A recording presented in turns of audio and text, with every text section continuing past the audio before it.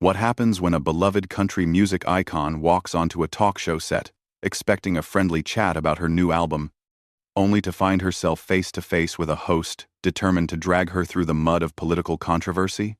What you're about to witness is one of the most jaw-dropping moments in daytime television history, where Joy Behar thought she could steamroll over Reba McEntire, but instead got served a reality check that left her speechless and the audience gasping.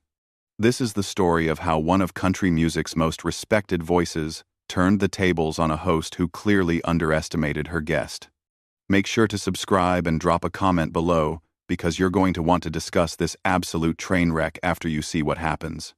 The morning started like any other at the View studios. Reba McEntire had arrived early, her trademark red hair perfectly styled, wearing an elegant navy blazer that commanded respect. She'd been invited on the show to discuss her upcoming tour and new music, something she'd done dozens of times on various programs throughout her decades-long career. But as she sat in the green chair, adjusting her microphone, she had no idea that Joy Behar had other plans entirely. "We're back in 30 seconds, called out the floor manager as the crew bustled around the set.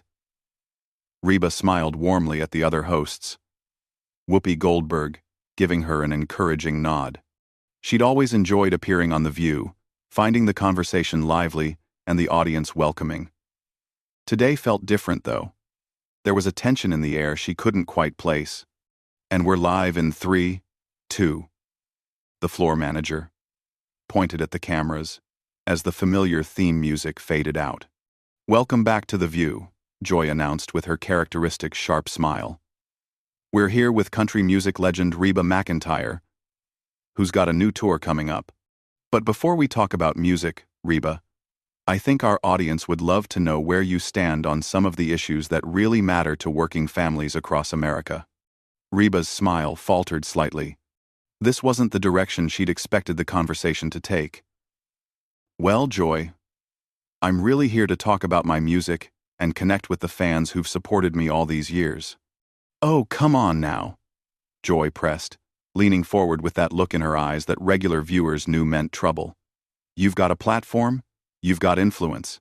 Surely you have opinions about what's happening in our country. I mean, your fan base is largely conservative, rural America, right?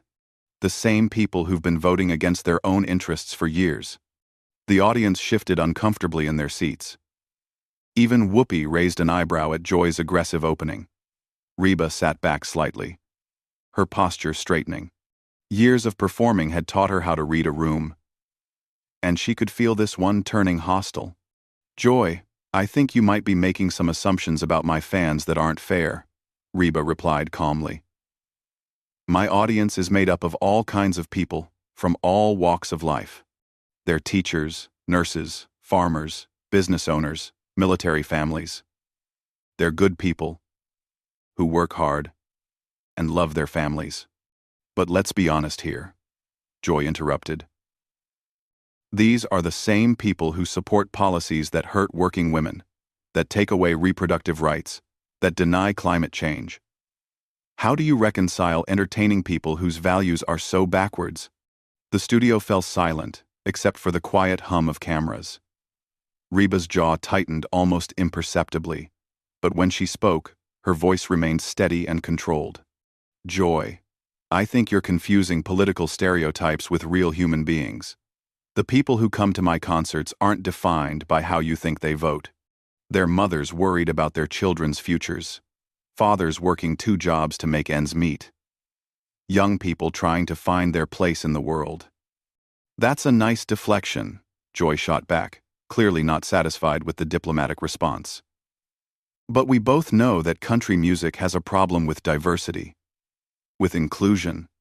Your genre has historically excluded voices of color, and even now, the industry struggles with representation. Don't you think you have a responsibility to use your platform to call out these systemic issues?" Reba's eyes flashed, and for the first time, viewers could see the steel underneath the Southern charm. "Joy, I think you need to do your homework before you start making accusations. Country music has always been influenced by blues, gospel, and folk traditions that come from all communities. Artists like Charlie Pride, Darius Rucker, Mickey Guyton, Kane Brown. These aren't tokens. They're talented artists who've earned their place. But historically, Joy pressed on, seemingly oblivious to the warning signs that she was pushing too far. The country music establishment has been exclusionary. And frankly, your silence on social justice issues speaks volumes. When Black Lives Matter was at its peak, where was Reba McEntire's voice? The temperature in the studio seemed to drop 10 degrees. Reba leaned forward, her voice still controlled but with an edge that made everyone pay attention. My silence? Joy, you clearly haven't been paying attention to my career or my actions. I've spent 40 years supporting charitable causes, building programs for underprivileged youth, and using my platform to help people regardless of their background. But I don't feel the need to announce every good deed on social media for political points. Joy's face was reddening now, realizing that her usual tactics of intimidation weren't working. Well, it's convenient that you can hide behind charity work instead of taking real political stands. Your fans deserve to know where you stand on the issues that affect their daily lives. And what makes you think they don't know? Reba's voice was getting stronger now, her Oklahoma roots showing through. You're sitting here telling me what my fans think, what they believe, what they deserve. But when's the last time you actually talked to any of them? When's the last time you visited a small town in America, sat down with families who are struggling, and actually listened instead of lecturing? The other hosts exchanged glances. This was not going according to Joy's plan. Whoopi cleared her throat, sensing the need to intervene. But Joy was too far committed to her attack to back down now. I don't need to visit small-town America to understand that your fan base consistently votes for politicians who undermine women's rights, environmental protection, and social progress, Joy declared, her voice rising. And your refusal to condemn those choices makes you complicit in perpetuating harmful systems. That was the moment everything changed. Reba's entire demeanor shifted, and suddenly the sweet country singer was gone, replaced by a woman who'd built an empire through sheer determination and wasn't about to let anyone tear down her life's work or insult the people who'd supported her journey. Reba set down her coffee cup with deliberate precision, the small clink against the table cutting through the tension like a knife. When she looked back up at Joy, there was something in her eyes that made the entire studio hold its breath. This wasn't the polite guest who'd walked in that morning. This was a woman who'd survived decades in the entertainment industry by knowing exactly when to stand her ground. Joy, let me tell you something about complicity, Reba began, her voice calm but carrying the weight of barely contained fury. Complicity is sitting in your comfortable studio in New York City, making 6 figures to judge people you've never met, while pretending you speak for working families. Complicity is assuming that anyone who doesn't share your exact political views is automatically stupid or evil. Joy's mouth opened to interrupt, but Reba held up a hand that commanded silence. No. You've had your say. Now it's my turn. You want to talk about my fans? Let me tell you about Sarah from Tennessee, a single mother working 3 jobs who saved for months to bring her daughter to my concert because music helps them forget their troubles for a few hours. Or maybe we should discuss Frank from Iowa, a veteran dealing with PTSD who finds peace in songs that remind him of home. These are real people with real struggles, not the cartoon villains you've painted them to be. The audience was completely silent now, some leaning forward in their seats. Even the camera operators seemed frozen, afraid to miss a moment of this unexpected showdown. Joy tried to regain control, her voice slightly shaky. Look, I'm not attacking your fans personally, but we can't ignore the broader political implications of... The broader political implications? Reba's voice cut through Joy's attempt at damage control, like a hot knife through butter. You mean the implications of a coastal elite telling Middle America what they should think and feel? The implications of dismissing entire communities because they don't vote the way you want them to? Whoopi finally tried to step in. Ladies, maybe we should. No, Whoopi. Let her finish, Joy said, though her bravado was clearly cracking.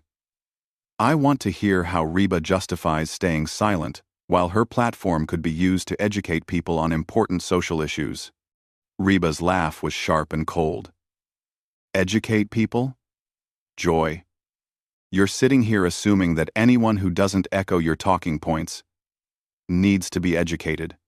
That's not education. That's indoctrination. And frankly, it's insulting to millions of Americans who are perfectly capable of thinking for themselves. But surely you must see that some issues are black and white. Joy pressed on, sweat now visible on her forehead. Human rights, equality, basic decency. These aren't political opinions. They're moral imperatives. You're absolutely right. Reba agreed. And for a moment Joy looked relieved. They are moral imperatives. Which is why I find it so troubling that you think you have a monopoly on morality. Let me ask you something, Joy. When's the last time you visited a food bank in rural America? When's the last time you volunteered at a homeless shelter outside of Manhattan? When's the last time you actually rolled up your sleeves and helped the communities you claim to care so much about? Joy's face was turning a deeper shade of red. I support numerous charities and causes. Writing checks from your penthouse is not the same thing as understanding people's lives. Reba interrupted. You sit here every day, pontificating about what's wrong with America, but you've isolated yourself in a bubble of people who think exactly like you do. How can you possibly understand what working families need when you haven't lived their reality in decades? The other hosts were now visibly uncomfortable. This had gone far beyond a typical heated discussion into something much more personal and devastating. I resent the implication that I'm out of touch, Joy snapped, her composure finally cracking completely. I grew up working class. I understand struggle. Did you?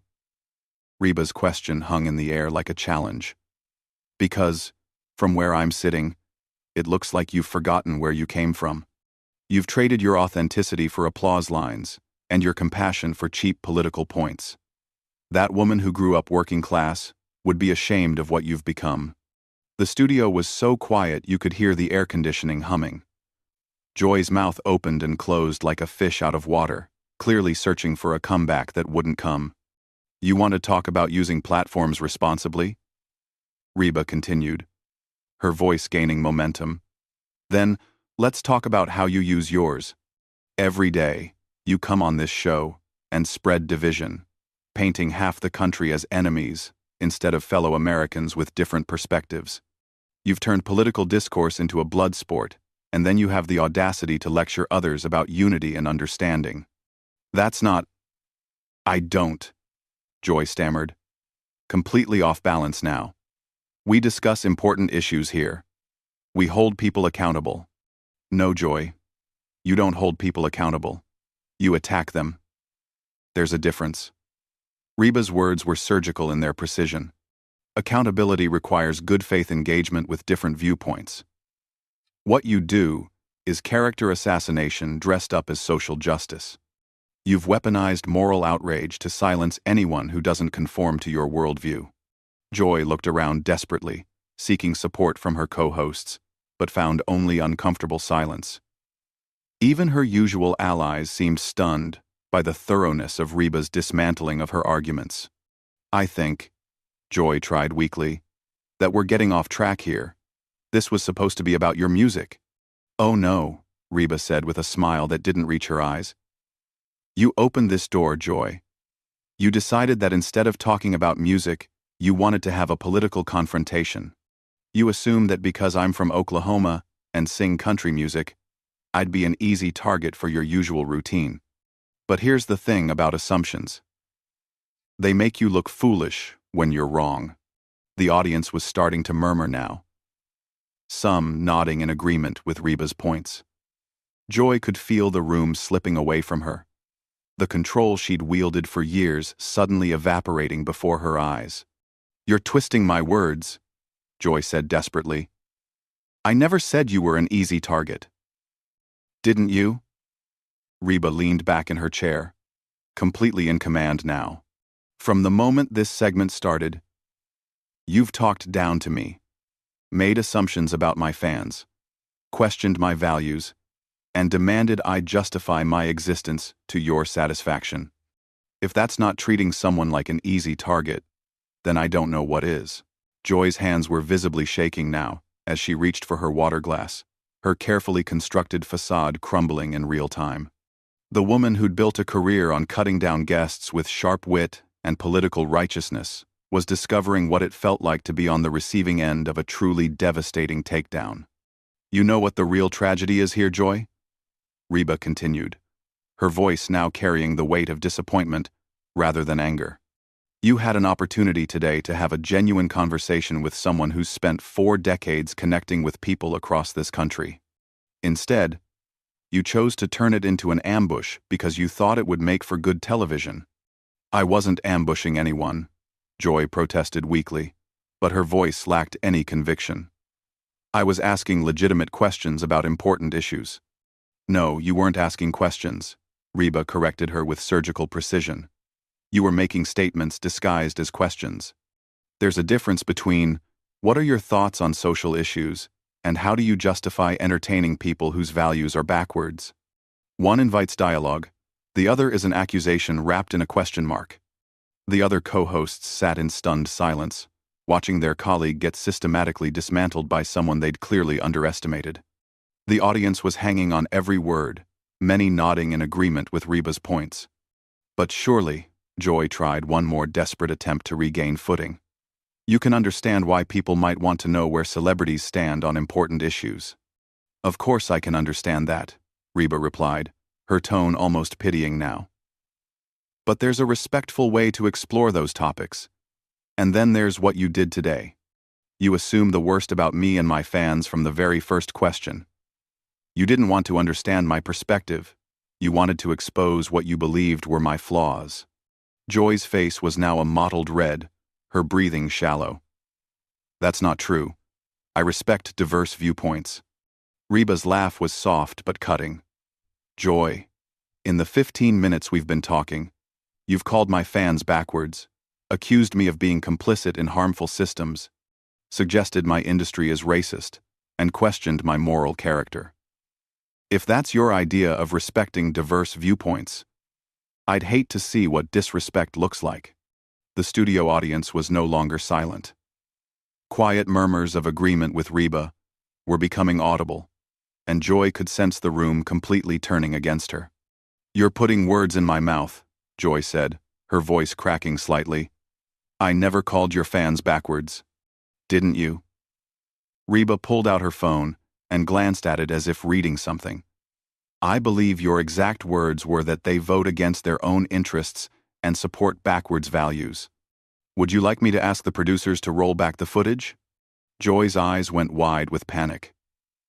She'd been so focused on her attack that she hadn't realized how damning her own words had sounded when thrown back at her.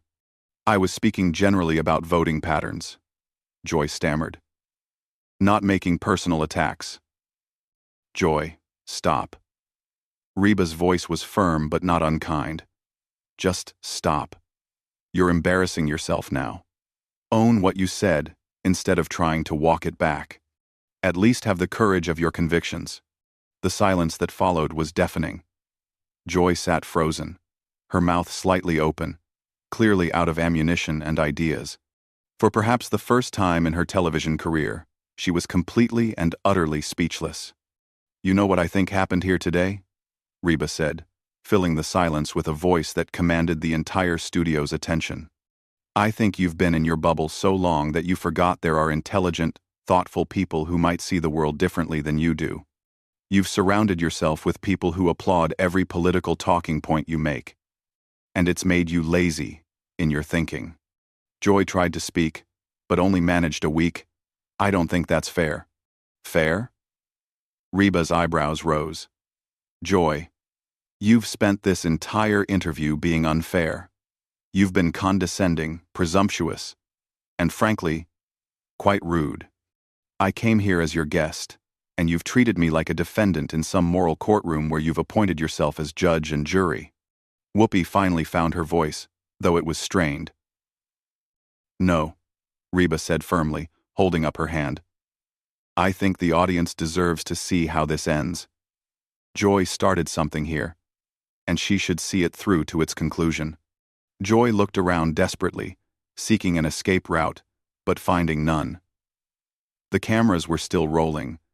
The audience was watching intently, and her co-hosts were offering no assistance. I just want people to think critically about the issues that affect their lives, Joy said weakly, making one last attempt to salvage something from this disaster. And there it is, Reba said with a sad smile. You want people to think critically, as long as they reach the same conclusions you have. That's not critical thinking, Joy. That's indoctrination. Critical thinking means being open to the possibility that reasonable people can examine the same information and reach different conclusions. Joy's head dropped slightly. The fight completely gone out of her. She looked like a deflated balloon, all the air and arrogance that had filled her just minutes before, now completely absent. Here's what I want people to understand, Reba said, her voice taking on the warm, caring tone that had made her beloved by millions. We don't have to agree on everything to treat each other with respect. We don't have to share the same political views to recognize each other's humanity. But what we saw here today, this assumption that anyone who thinks differently must be evil or stupid, that's what's really destroying our country. The studio audience began to applaud, slowly at first, then building to a sustained ovation. Joy sat motionless, staring at her hands, completely humiliated and defeated. I came here to talk about music, Reba concluded as the applause died down. Because music brings people together. It crosses political lines, economic boundaries, and cultural divides. Maybe if we had more of that kind of thinking and less of what we witnessed here today, we'd all be better off. Joy finally looked up, her eyes glassy with unshed tears of embarrassment and rage. She opened her mouth as if to speak, then closed it again.